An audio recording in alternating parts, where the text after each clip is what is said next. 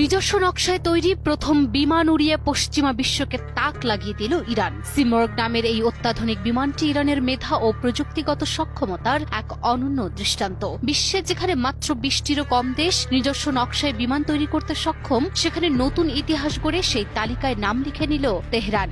ইরানের এই সাফল্য যেন আবারও প্রমাণ করল স্বনির্ভর প্রযুক্তিতে দেশটি আজ এক নতুন উচ্চতায়।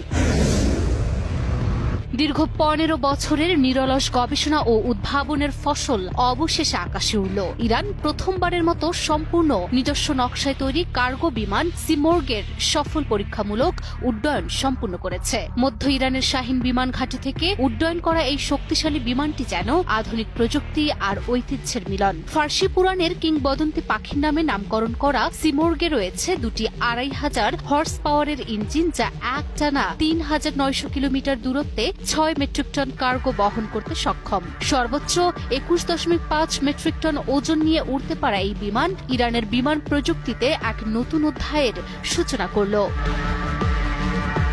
ইরানের আকাশে উড়তে চলেছে নতুন এক যুগের প্রতীক সিমর্গ। ইরান 140-এর আধুনিকায়িত রূপ এই বিমানটি শুধু প্রযুক্তির বিবর্তনের গল্পই বলে না, বরং ইরানের নিজস্ব প্রকৌশল দক্ষতার এক সাহসী ঘোষণাও বটে। অ্যান্টনভ AN-140-এর ভিত্তিতে তৈরি হলেও সংশোধিত ইঞ্জিন ও ফিউসেলেজের কারণে সিমর্গ এখন সম্পূর্ণ এক নতুন বিমান। এটি আরও হালকা, দ্রুত ও কার্গো বহনে সক্ষম। দেশীয় জলবায়ুতে অভিযোজিত এই বিমানকে ইতোমধ্যেই বলা হচ্ছে মেডিকেল ফ্লাইট ও গুরুত্বপূর্ণ মিশনের ভবিষ্যৎ নির্ভরযোগ্য সঙ্গী।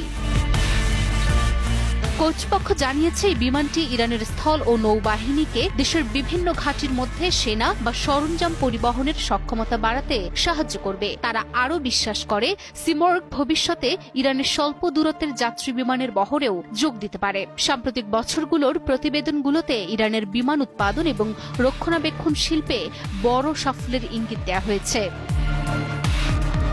সব মিলিয়ে ইরানের এয়ারলাইন্স ইতিহাসের এক নতুন অধ্যায়ের দিকে এগোচ্ছে।